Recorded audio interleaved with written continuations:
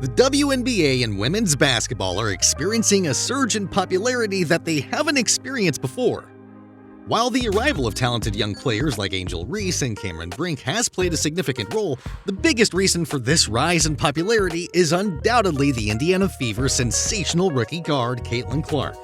But despite her gaudy numbers and the undeniable impact on viewership and ticket sales, popular sports commentator Colin Cowherd believes she's received the short end of the stick with her non-inclusion on the Olympic-bound Team USA in the skills competition in the WNBA All-Star Weekend. Colin claimed the player Caitlin was before when USA Basketball announced that she would be a part of Team USA in June is no longer who she is now. With 26 pro games under her belt, the former Iowa Hawkeyes icon has grown acclimated to how the game is played at this level and has adjusted accordingly to the point where she's come, in Cowherd's mind, one of the best playmakers in the league right now. Caitlin Clark last night had 19 assists in a game to set a league record. She's a rookie on a bad team. She has scored or assisted on 66 points, 71% of the Fever's points. That's the most ever in league history. She's breaking records every week. So part of the silliness of not allowing her on the Olympic team is she was a very quickly improving player, and now you kind of look silly. She's arguably the best playmaker in the league, arguably the second best three-point shooter in the league. I don't know. They seem valuable Olympic competition, and she's not on the team.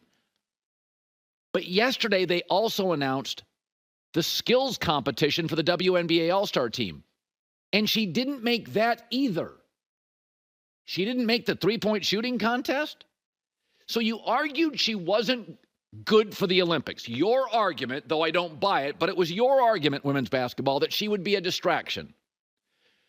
I roll, but okay. So isn't the perfect place to put her in the skills competition, where she's one of the best three-point shooters, and she's a highly skilled player?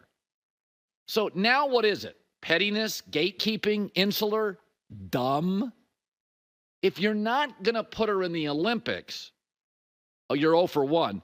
Now you're not putting her in the skills competition. She quadrupled the ratings. Nobody's going to watch that skills competition. They would have, highlighting Clark and other players. Thank God the WNBA didn't go 0 for 3. They did find it in their heart to put her on the WNBA All-Star team. But she'll probably be at the end of the bench and struggle to get minutes, I would imagine. But, I mean, it's almost hard rooting for women's basketball. You're like... It cracks me up how they treat her. If you really think about it, they're trying to get her to pay her dues, but she's the one paying all the fees. She's the reason you're flying private. She's paying for everything, and you want her to pay her dues. It's really ridiculous. He does make a valid point about the WNBA not highlighting Clark as the future face of the league because of the sentiments of other established stars in the league.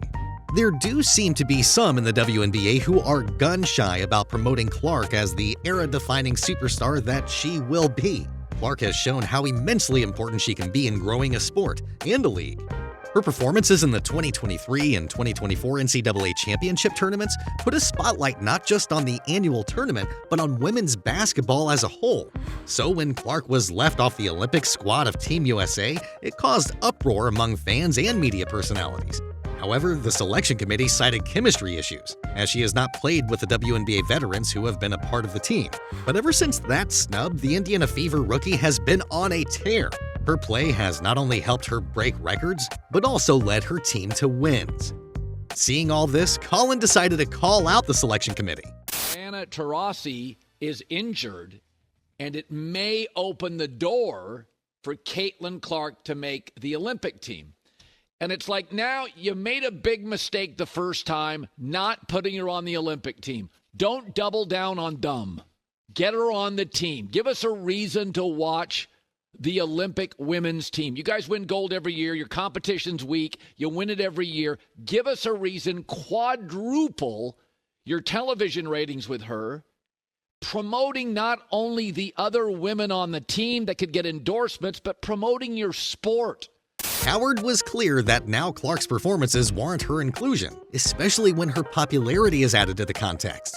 He feels Caitlin Clark has the potential to elevate the WNBA to an altogether different level, akin to the same effect the NBA had after they took the Dream Team to the Olympics in 1992.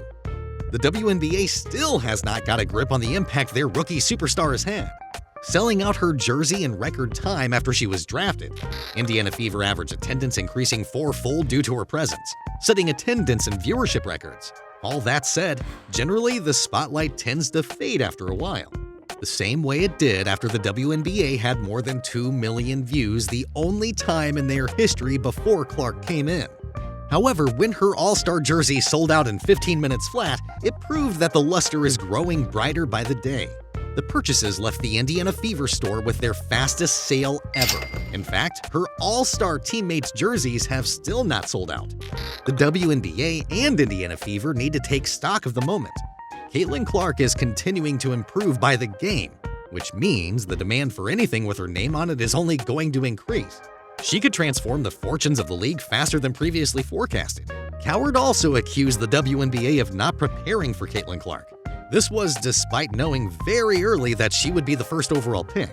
And women's basketball just didn't quite know how to handle Caitlin Clark. It reminds me a little bit when Taylor Swift, the singer, became a billionaire with the Eras Tour. And like the management team and Ticketmaster had to apologize. Like in 10 minutes, they couldn't supply enough tickets. It was just, they were completely overwhelmed. And I think that's what women's basketball was with Caitlin Clark. The entire Indiana Fever team has set a new WNBA single-season record for home and away attendance. So far, over 400,000 fans have come to see the team play. And it is not even the All-Star break, where the WNBA season will halt. Of course, it is the Caitlin Clark effect. Cowherd discussed Caitlin Clark's impact on the WNBA's visibility, crediting her with playing a huge role in revitalizing the league's business prospects. It is an incredibly harsh truth. This league was in some trouble. They were making money. They were downsizing arenas. Nobody's watching the final. And it has been totally subsidized. Not sort of, kind of, remotely, totally subsidized by the NBA. Caitlin Clark is clearly a catalyst for a business that was, and let's be honest, whereas Tiger and Conor McGregor elevated their sports, Caitlin to some degree financially saved the WNBA. It was hemorrhaging money for years. Not only is Caitlin Clark a catalyst, but the racial component and the underdog being picked on is a component. And it's a little like golf, where a very insular country club, predominantly white, wealthy sport, had this profoundly popular, historically fantastic player. And that was part of the Tiger story. He was new on many levels.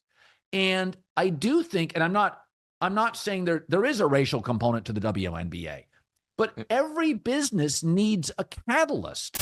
Following April 15th, she became the first and only rookie to sell out her jerseys within a day of being drafted.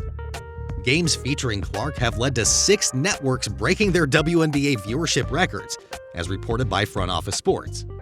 Clark is consistently selling out arenas wherever she plays, prompting teams to relocate to larger venues to meet the high demand. Caitlin Clark's impact on the WNBA's viewership has been remarkable during her rookie season. The Fever have been involved in the top 5 most-watched WNBA games since 2002, including their recent matchup against the Sky, with a 1.3 rating and 2.25 million viewers. This is the Caitlin Clark effect. She may not be good enough to be on the Olympic team, but she is easily the greatest player.